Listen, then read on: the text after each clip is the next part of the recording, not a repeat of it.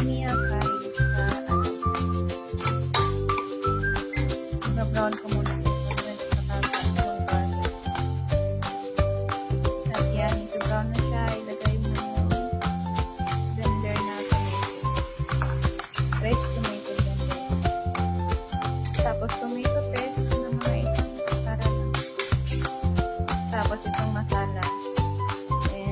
Naman ng coriander, turmeric, salt, and pepper.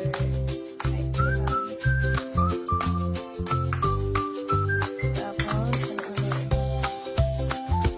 at ilagay na natin ang okra. Tapos, haluin. Lagyan ng tubig.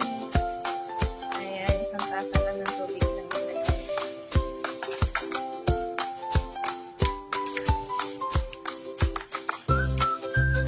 Tapos, takpan.